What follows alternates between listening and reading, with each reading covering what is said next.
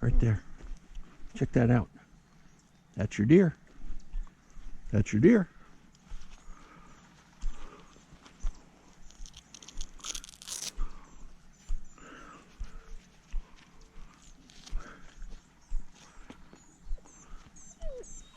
You're whining, but you're looking in the wrong area.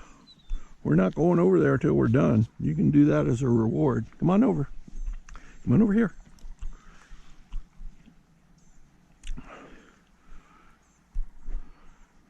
Track it.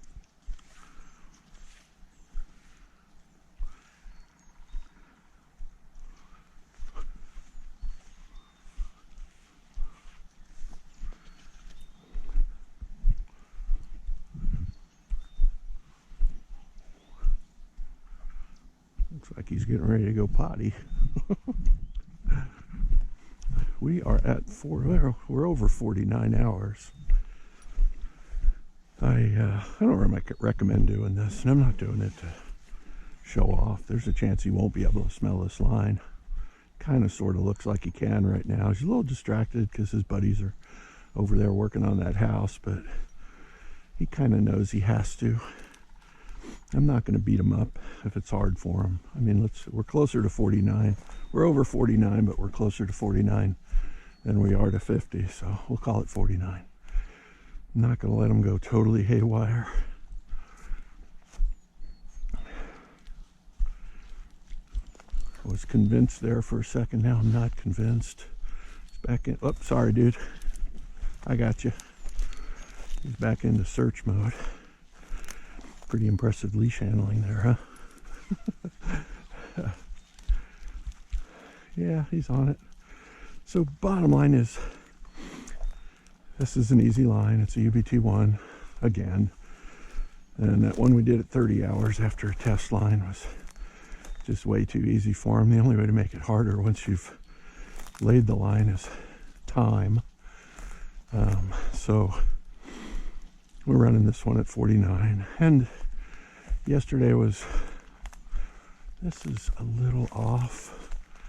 I'm going to allow it. Yesterday was Easter Sunday and Master Sunday. And almost looks like he's smelling the line and cutting the corner. Let's see what he does. Let him do it. If not, we'll get to see a correction. I didn't expect this to be easy. It's really hard to know. You get over 30, 40 hours, it starts being a crapshoot. But I wouldn't be shocked if he can do it, and I wouldn't be shocked if he couldn't.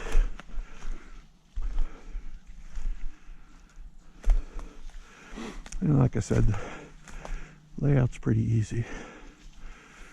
Hooves and 3 ounces of blood, about 450 yards. Looks like he got the turn, but he's wandering up above it right now.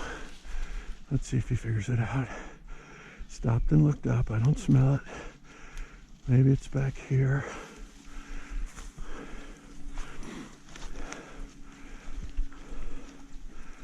Definitely expect the scent to move a little bit. I want to crowd him. Right there. See that little head snap back on the line. Slight hop step. In the real world, that tells me I've reacquired after I did that little stop and look up thing. So it looks like at 49 hours he can smell the line. I'm not saying it's as easy as it was when that young man ran it two days ago. It definitely isn't. A lot more movement, a lot more chance for the scent to dissipate. Little scent gap there. He's making his right turn. Possibly a distraction over there, but that's just a dog that's bored. You might think he's stuck. You're not stuck. I got you. I got you. All right, you're good. Track that deer. Who knows?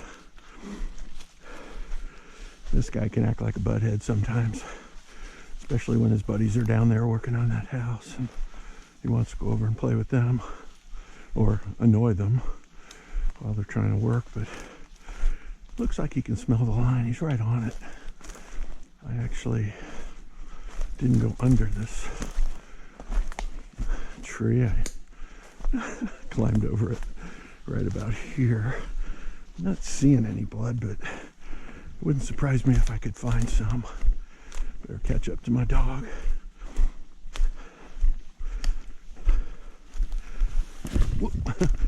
People always say, like, well, a guy already ran this line with his dog.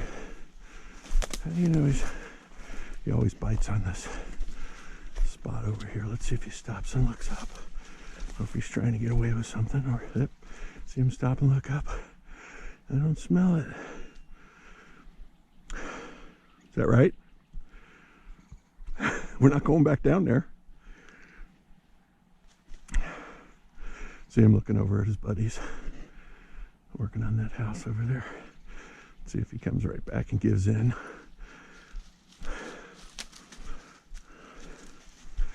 He knows he can't go over there until he's done. And that's just repetition. Some dogs aren't shot in the ass with practice. This dog's one of them. But for years, I've practiced with him. It's important to him and it's important to me. And we do it. And when he doesn't want to, I make it clear that we're doing it, or we're not having any fun until we're done. He knows this isn't a real track. He knows we're not looking for a dead deer. But he also has proven that he can smell the line even after 49 hours. So he pretty much is resigned to his fate, even though he'll keep trying. He's a very stubborn dog. I like stubbornness in a tracking dog. It's not a great quality if you're trying to keep them from annoying your house guests or counter surfing or any other such bad thing, but it's a great quality in a tracking dog. But with a dog like this that doesn't love practice, it translates to constantly trying to mess around, test the limits. Whoa, wet side hill.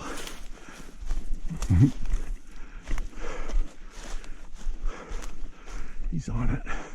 There's a little jink to the right up here. It's not a 90. See if he gets it. He might cut the corner. I don't know. Depends how strong this line is after 49 hours. I'm trying not to fall down this hill. Sniffing that branch.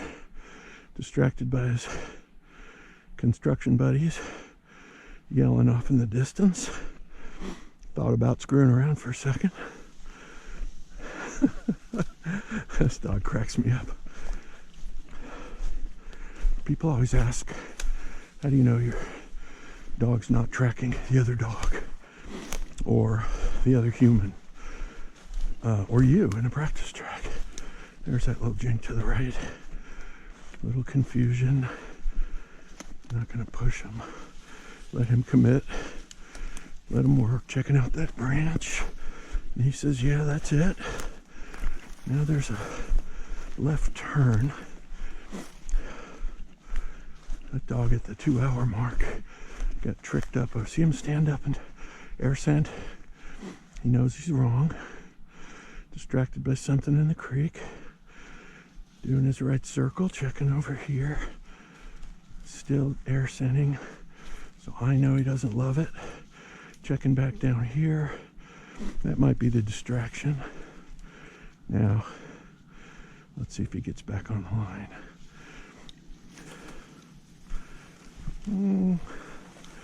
Kind of, sorta. He's a little, probably doing a downwind thing. I think I jumped this log right here. I'm letting him do it. So I have an expectation that he will get on it. Lost it, doing his little right reacquire turn. Seeing if he smells it over there. I don't think he might be on it. Let's look at his body language and see. I got you. Very good. Track that deer. Yep. Tried for a little hop step there. He's back on the line. Getting towards the end here. The hooves are frozen. Now back to my discussion about, is a dog tracking me or the other dog or the other handler. He might be, I don't care. Don't mean to sound flip about that, but I don't care. He's tracking something. He knows why we're here, and he's tracking what I want him to track to the conclusion. When we're in the real world, there is no hunter. There's usually no other dog. There's just the cocktail of that wounded deer that's going to die, and he follows it. So right here, he's just proving he can do this at 49 hours. That's wrong, but he might be going for a drink, or the scent may have settled down in that creek. We're pretty close to the target. I'll give it to him unless he...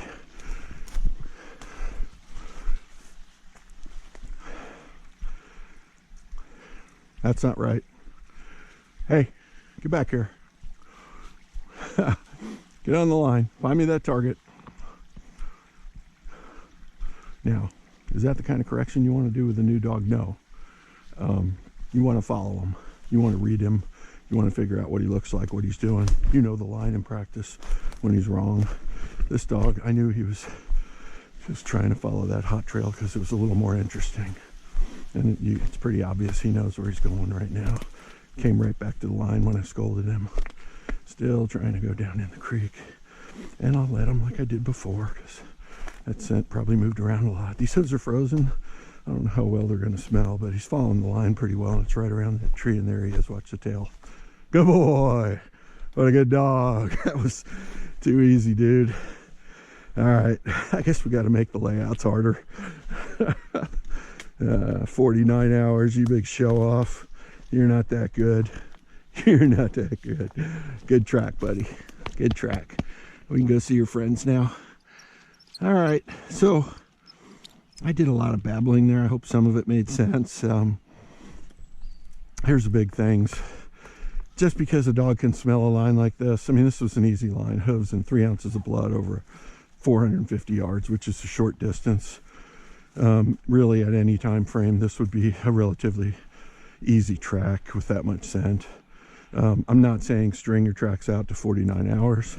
And hunters, please don't wait 49 hours before you call a tracking dog. Our average is probably 16. You want to give deer that need time to die, and you just don't want to track them too soon. But don't wait 49 hours just because you see that this dog can do it, and it doesn't really happen that often. I mean, I don't think Val's ever done one this long in the real world. He's probably up around 40, but that's just because it happened. The guy called me late. He said, "I've given up," and I said, "It sounds like a dead deer. You want us to come out and try?" And we did, and I think we found one at 39 or 40 hours in Kentucky a couple of years ago. With Jumpin' Jack Flash, had him for a longer time. Obviously, he's been gone for a while, but I think he found one over 70, and I really thought we were just going to search for the deer, but he convinced me that he was tracking the line, and he found the deer. So, I mean, it can happen, but it can be a crapshoot when you start getting over a day. Sometimes they follow right down the line, and sometimes they can't smell anything. But today, obviously, with the hooves and 3 ounces of blood, great conditions. Really hasn't been windy or hot or dry, with the frost already burned off. Really perfect conditions. So yeah, he's staring me down because he wants his reward. Yeah, that was too easy, dude. I promise you. And bottom line is, if you have a seasoned dog and you want to practice, I really recommend making the tracks a little harder. And well, I mean, 49 hours is hard enough, but as far as checks, put an advanced check in each track. There isn't one in this track because it was a UBT 1, which is a entry-level test that the people run at 2 hours minimum. So the only way I could make it harder was make it longer. And yesterday being Easter and watching the golf all day, I just waited till today, and sure enough, he got it done. But I would not do this on a regular basis. I don't think there's any reason for it. I'm not trying to show off the dog. Your dog can do this also. I just did it because it was here. I didn't want to have to lay another line, but with the testing being mostly over, I think I have one later this month, but our weekly practice tracks will be me laying a track, and I'll put a creek crossing, road crossing, scent pool, backtrack, those kind of things, at least one of them in every track, trying to mess him up, trying to make him work. He didn't have to work too hard for this line. His usual couple of spots where he got distracted. That happens with this dog. It's like I said on the line, he'll just keep trying no matter what. And you could see when he crossed the creek over there and started up that hot trail, he kind of looked back at me like, I wonder if I can get away with this. And no, you can't. You know you can't. As soon as I called it on him, he came back across, got right back on the line and finished. In the real world, he doesn't do that. If he does, hopefully I recognize that look, and that's why we're out here practicing. Reads are never 100%. No time in the woods behind your dog is wasted. Today's reward, what do you expect? Oh, it's in my back pocket, sorry. Today's reward is Easter ham. Yeah, what a good dog. What a good dog. Yeah. A little leftover Easter Sunday ham. Val's on a diet, but he just finished the practice track, so he's getting a reward. I may cut him back a little bit on his evening meal just to make sure. I think he's looking better. I didn't really think he was that fat, but I want him to be in good shape. He's a mature dog now, and I want him to track for as long as he can. And whoop, there it is, Valley, right down there. You're a tracking dog. You can find that right here. Check here. You are such a loser. Okay, so that's it. Any questions? Text, PM, question in the comments. Life is good. We'll make it harder next time. Of course, I said that last time, but then this other test came up, and here we are running it at 49 hours. All right, take care. See you soon.